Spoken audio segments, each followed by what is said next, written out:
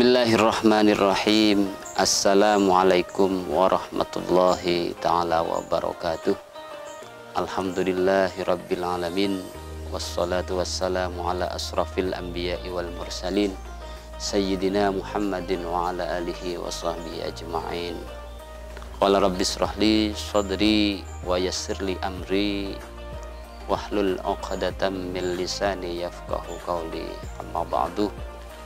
Pertama-tama marilah kita senantiasa bersyukur kehadirat Allah Subhanahu wa Ta'ala, yang mana pada kesempatan hari ini kita masih diberikan salah satu nikmat Allah Subhanahu wa Ta'ala yang diberikan kepada kita, yakni nikmat sehat, bisa bermewajah kembali, bisa bertatap muka kembali dalam satu momentum, yakni momentum bulan Ramadan, dalam keadaan sehat walafiat.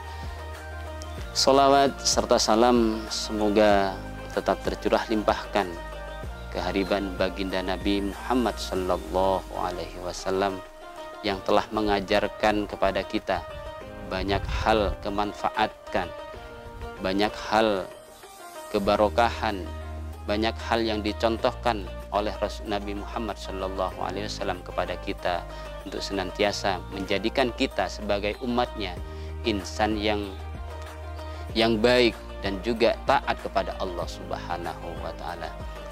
Karena beliaulah kita bisa membedakan mana hak dan mana yang batil. Oleh karena itu, marilah kita senantiasa memperbanyak sholawat kepada Rasulullah Sallallahu Alaihi Wasallam. Para pemirsa yang dirahmati Allah, dalam kesempatan hari ini kita sudah memasuki beberapa hari dari bulan Ramadan, yakni hari yang ke-6.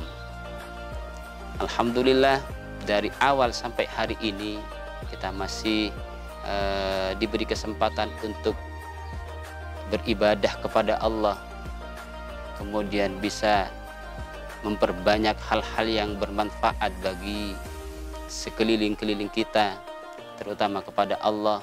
Terus kemudian kita juga bisa melaksanakan semua hal yang bisa bermanfaat kepada orang lain. Tentunya ini tidak lain karena kita mengharap ridhanya Allah Subhanahu wa Ta'ala. Para pemirsa yang dirahmati Allah, dalam kesempatan hari ini, di momentum bulan Ramadan ini, tentunya kita sudah tahu banyak hal yang menjadi rujukan kita dalam melaksanakan semua hal-hal yang bermanfaat, yang tentunya ibadah kepada Allah di bulan Ramadan. Keutamaan di bulan Ramadan ini banyak sekali. Yang pertama adalah kita sebagai umat muslim, tentunya kita tentunya harus wajib berpuasa. Itu yang pertama. Karena di dalam Al-Quran, di dalam surah Al-Baqarah itu disebutkan, ya ayyuhalladzina amanu kutiba alaikumusyamu kama kutiba alal ladzina min qablikum la'allakum tattaqun. Nah, ini yang dijelaskan di dalam surah Al-Baqarah. Dijelaskan di situ diwajibkan atas kalian, khususnya orang muslim, orang mukmin, ini wajib berpuasa sebagaimana yang telah diwajibkan kepada umat-umat terdahulu. Nah, tidak mau tidak, kita sebagai umat muslim wajib hukumnya di bulan Ramadan ini kita melaksanakan ibadah puasa. Terus kemudian yang kedua adalah ini berkaitan dengan juga puasa.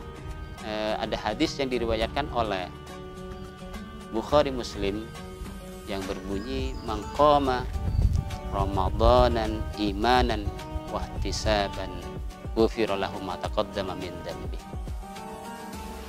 Dalam hadis ini dijelaskan barang siapa yang mendirikan, mangkoma di situ mendirikan atau menghidupkan bulan Ramadan, artinya menghidupkan itu mengisi bulan Ramadan itu dengan banyak-banyak hal ibadah yang tentunya bermanfaat bagi orang banyak. Nah, ini dianjurkan di dalam hadis itu. Makanya kita sedekah, baca Al-Quran, terus kemudian sholat malam, sholat tahajud, kemudian sholat duha, dan lain banyak hal yang kita lakukan di bulan Ramadan ini. tentunya itu pahalanya pun juga berbeda.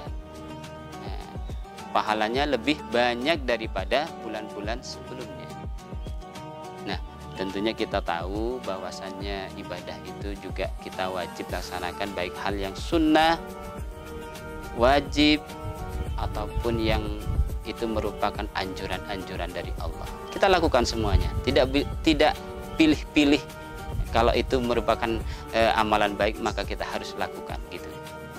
Kita jangan memperbanyak tidur. Daripada memperbanyak tidur, lebih baik kita membaca Al-Quran, khatmil Quran gitu. Kita coba mentarget diri kita sendiri, melatih diri kita sendiri, membiasakan diri kita sendiri untuk sering membaca Al-Quran di dalam bulan Ramadan ini. Insya Allah kedepannya akan lebih baik lagi.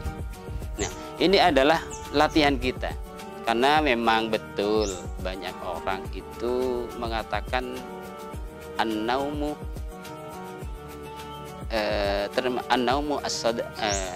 al-ibadah fi syahri Ramadan. Nah, tidurnya orang di bulan Ramadan itu termasuk ibadah katanya. Memang betul, ibadah ketika tidur kita itu sudah kelelahan di dalam melaksanakan ibadah-ibadah lainnya. Contoh membaca Al-Quran sudah mata ngantuk. Nah, itu contohnya kita ya bolehlah istirahat. Ibadah istirahat itulah dinilai ibadah. Bukan berarti kita mulai dari habis sahur terus kemudian sampai berbuka puasa, nah itu kita tidur terus. Nah, itu bukan yang seperti itu yang dimaksud di dalam ibadah. Tidurnya pun juga dinilai ibadah ketika kita melaksanakan ibadah lainnya. Nah, seperti itu. Oleh karena itu tentunya kita sebagai muslim kita isi dengan momentum ini, ibadah-ibadah kita lebih ditingkatkan kembali. Iman dan takwa kita lebih ditingkatkan kembali. Jangan sama dengan seperti semula yang sebelum-sebelum Ramadan. Apa bedanya ketika kita tidak membedakan amalan kita yang sebelum Ramadan sampai saat ini.